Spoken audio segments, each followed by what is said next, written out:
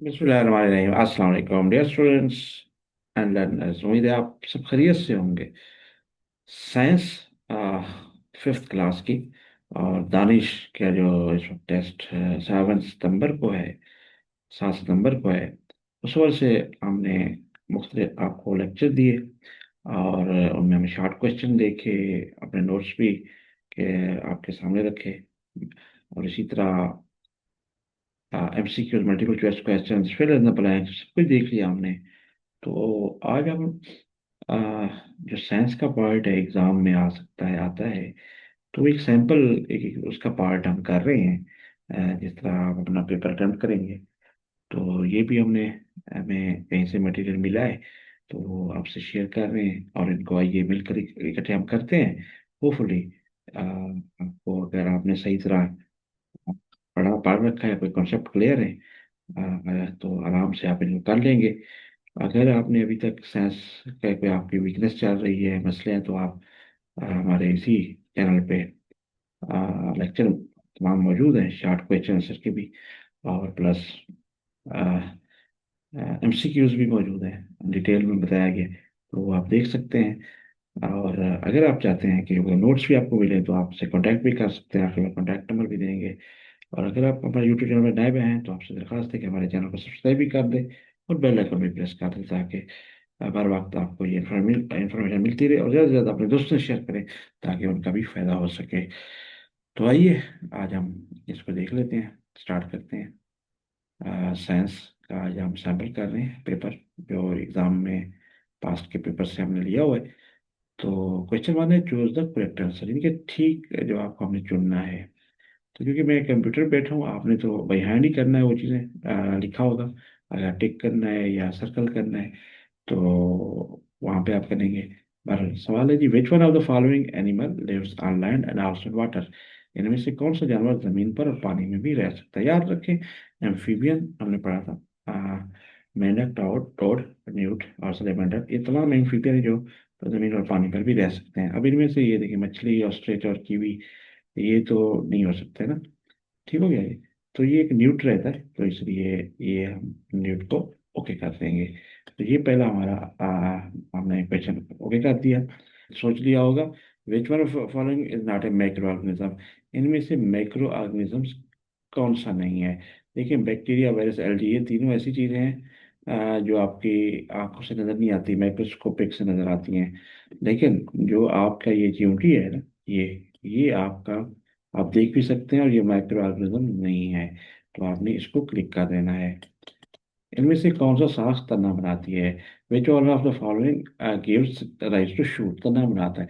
तो इसमें है जी प्लूम्यूल। ठीक हो गया जी। ये वाला आपका हो जाएगा प्लूम्यूल। और रेडिकल से आपका रूट बनता है, याद रखें, आपने अगर पढ़ रखा है थर्ड चैप्टर अपना साइंस का सही तरह अगर नहीं देखा, तो आप जरूर देख लें। तो ये प्लूम्यूल आपका करेक्ट आंसर होगा। इनमें से कौन सी पॉलिनेशन पपीता के लिए जरूरी है। अच्छा, कुछ जगहों पे self, number one, which type of pollination is must from papaya, यानी कि कौन सी पपीता जो है उसके लिए कौन सी पॉलिनेशन जरूरत है। तो सेल्फ पॉलिनेशन है, क्रॉस पॉलिनेशन है, एंड बोथ है भी, एंड नन ऑफ दीज।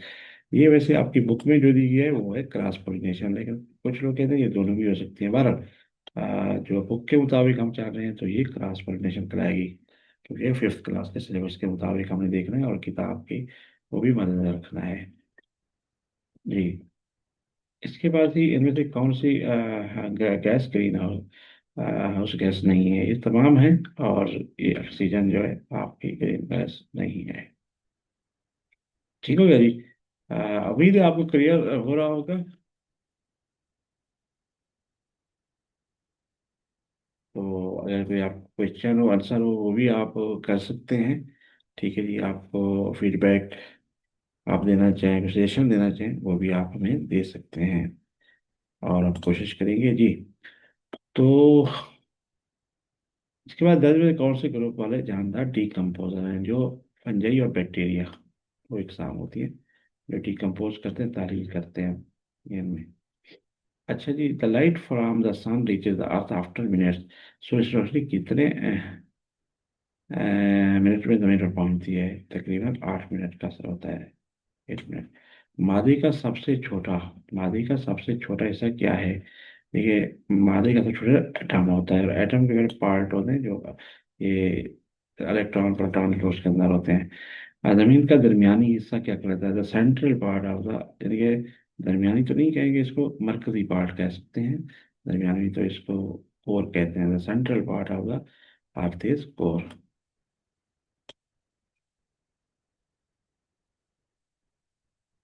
जमीन के कितने चांद है? वन, मून होता है चांद, जो धरती सेटेलाइट भी है, और जमीन का चांद भी कहलाता है। पौधों के पत्ते किसकी वजह से सब्ज सब्ज होते हैं? क्लोरोफिल की वजह से होता है, और इस वजह से, और फोटोसिंथेसिस यही तारीफ में भी हिस्सा लेते हैं। किस खाद्य जगह मुख्तलिफ जानवरों की इकसाम की मौजूदगी कहलाती है?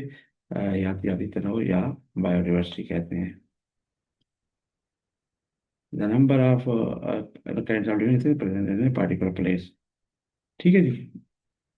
Plants leaves are green due to presence of chlorophyll. ठीक हो गया जी।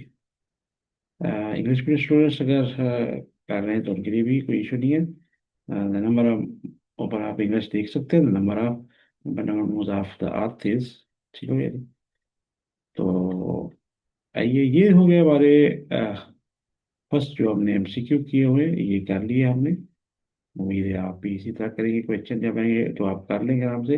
अब हमने जो क्वेश्चन है, name the disease cause by virus and, virus की वजह से होने वाली कोई सी दो बीमारी के नाम लिखे हैं। तो इसके लिए हमने नोट्स बनाए हुए हैं, आइए देखते हैं। वैसे हम वेरिस से होने वाली बीमारी में नजला, जुकाम, फ्लू और कोविड-19 शामिल है। लेकिन आपने जो आपको वहाँ पे पेपर एग्जाम में मिला होगा पेपर, वहाँ उनको उस पर लिखेंगे, इस लाइन पे लिखेंगे बाई हैंड।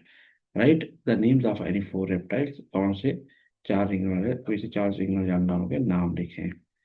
तो उसके लिए हमने भी फिर ये नोट्स का सहारा लेते हैं, आइए देखते हैं। अगर ये है कुछ चार रिंगने वाले जानवरों के नाम लिखे, सांप, कछुआ, मगरमच्छ, छपकली वगैरह। इसके बाद जी हम नेक्स्ट सवाल क्वेश्चन देखते हैं जी। नेक्स्ट है ऐसी, मोनोकॉट पौधे की तारीफ करें और एक मिसाल दें। मोनोकॉट जिसपे एक कॉटिलेडन होता है, तो क्या है जी, इनकी पत्ते वैसे पत्तों में लगे वेन्स आमतौर पर मुतवाजी अंदाज में होती है, मसलन मकई जिसे मेज कहते हैं। ठीक है। अच्छा जी, नेक्स्ट है जी, पिघलने का अमल। व्हाट इज द वैदिक example? What is melting process? पिघलने का अमल क्या है, या पिघलना किसे कहते हैं? ठीक है जी। किसी ठोस का हरारत मिलने पर मय या लिक्विड में यानी कि तब्दील हो जाना, मेल्टिंग पिघलना कहलाता है। बर्फ का पिघलकर पानी बन जाना, मून वैक्स का पिघलना वगैरह, ये एग्जाम्पल है। इसके बाद ये वेरिएस की, ये मिस्टेकली ये लिखा हुआ है, मगर बेसिकली ये differentiate between solute and solvent, यानी ये सॉल्यूट और सॉल्वेंट में क्या फ़र्क है। तो उसका हमने आंसर अभी दिया हुआ है, ये देखिए। वो मादा जो किसी दूसरे मादा घोलता है, ठीक हो गया, सॉल्वेंट कहलाता है। मतलब पानी वगैरह इसमें घोल रहा था, वो मादा जो किसी सॉल्वेंट में घुलता है, सॉल्यूट कहलाता है। सिंपल, चीनी और नमक एग्जाम्पल है। होपफुली आपको ये कंसेप्ट क्लियर हो गया होगा। अच्छा जी। अब एक ये मैंने फिल कर दिया है इस यहाँ पे, लेकिन थोड़ा सा आपकी ओरिजिनल बुक से भी आपको गाइड करना चाहूँगा, ताकि आप लोगों के लिए आसानी रहे। ये देखिए जी, अब क्वेश्चन क्या है जी, पहले हम क्वेश्चन देखते हैं। लेबल द फॉलोइंग डायग्राम, इस तरह के भी आप अपने अपनी बुक में ज़रूर देख लें, जो जो मेन मेन फिगर्स हैं, ताकि आपको आइडिया, अगर लेबल लगाना पड़े, बताना पड़े ये पार्ट क्या है, तो ये भी आ सकता है। तो देखिए, let's the following diagram, each number content 0.25 marks, ये दो नंबर टोटल है, लेकिन फिर भी आपको दी हुई चीज़ों के नाम लिखे। अब ये देखिए, अगर आप ने हर चैप्टर में स्ट्रक्चर ऑफ ये पता लीफ वगैरह ये सारा कुछ देखा हुआ है, तो आपके लिए आसान है इसको करना। लेकिन नहीं देखा है, ज़रा मुश्किल होता है। तो इसके लिए मैंने आपके लिए आसानी के लिए ये बुक का ये स्ट्रक्चर ऑफ फ्लावर आपको दिखा रहा हूँ। याद रखिए, एक पेडिसल होता है, यहाँ से शुरू होता है, फिर अब्यूल, सीपल, पेटल, पेटल, ये चार वोल्स कहलाते हैं, चक्कर भी कह सकते हैं। और फिर ये एंथर एंड फिलामेंट स्टेमन, ये नर आपका सिस्टम होता है, ये मादा कार्पेल होता है, स्टिग्मा, स्टाइल, ओवरी। तो आप देखते जाए इनकी लेबलिंग, यहाँ पे स्टिग्मा है, ये स्टाइल है, और ये ओवरी है, और ये फिलामेंट है, और एंथर है। ठीक है जी। और सीपल, ठीक हो गया जी, ये सीपल है, ये वाले। अच्छा, ये आपका सीधा ओव्यूल है, और ये पेटल जो है, ये जो आपका दूसरी वो पेडिसल ये है। तो अगर आपको ये क्लियर है तो आप आराम से वो भी लगा सकते हैं। एक्चुअली ये जो क्वेश्चन दिया गया है वो भी मैं आपको बता दूँ, आपको एंड में भी एक्सरसाइज कोशिश करें उनके भी देख लें। ये डायग्राम मुख्तलिफ आती है। ये आपकी ओरिजिनल बुक है जो दिखा रहा हूँ, ये देखें। ये वाला आपका क्वेश्चन है वो, ये देखिए, ये लेवल है। तो ये दिखा है एग्जाम में, जरा ऊपर वाला भी देख लें, ये वाला। ठीक है जी। तो ये वाले पार्ट थे। तो हमने क्योंकि अंडरस्टैंड करके जो भी आपके सामने था, तो उसको हमने अभी लेबल कर रखा है, ये देखिए।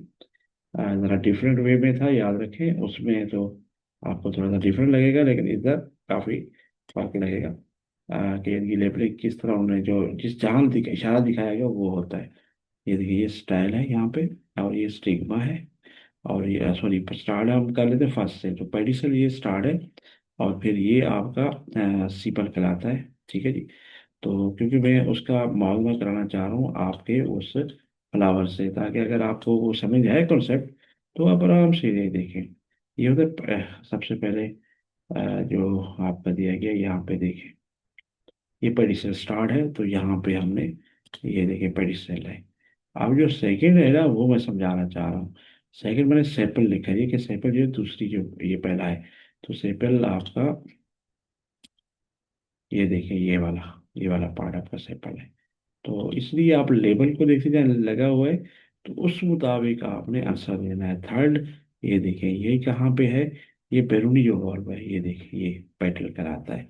तो यहाँ पे आपको यहाँ पे भी दिखा देते हैं, ये वाला जो बैरूनी ये वाला है, ये पेटल है यहाँ पे। लेकिन जगह प्लेसेस चेंजेस है, इसलिए ज़रा डिफिकल्ट हो सकता है। ये फिलामेंट आप देख लें, एंथर फिलामेंट, ये नारकेली है।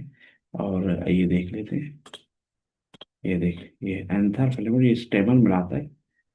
ठीक है ना, ये फिलामेंट है और ये स्टेमन है। तो हमने इसी तरह आपने काम किया है, ये एंथर फिलामेंट, और ये पूरा स्टेमन कहलाता है। अब जी नेक्स्ट है जी 6, 7, 8। अब 6 देखिए, ये वाला पार्ट है। तो इसका अंदरूनी ये वाला पार्ट है, ये ओवरी। तो हमने भी ओवरी लिखा हुआ है, ये देखिए। और फिर स्टिग्मा और स्टाइल, ये देखिए, ये स्टिग्मा और ये स्टाइल। तो ये आपके बुक के मुताबिक क्या है, स्टिग्मा एंड स्टाइल। तो इस तरह आपने ये क्वेश्चन और रिव्यू भी बड़ी आसानी से कर लिया है। तो लेवलिंग भी कर ली है, क्वेश्चन के आंसर भी दे दिए। तो आप इस तरह जब एग्ज़ाम पूरा पेपर अटेंड कर लेंगे, तो उम्मीद है आप मुकम्मल मार्क्स को मिल जाएंगे इंशाल्लाह। तो ये था आज हमारा लेक्चर। ये हमने पास पेपर में से सैंपल आप लोगों के लिए लेके आए थे, ताकि आप जब एग्ज़ाम करें तो आपको पता हो कि किस तरह आपने इनको पेपर को अटेम्प्ट करना है। तो ये लेक्चर आज का यहाँ तक, इजाज़त दीजिए। पेमेंट।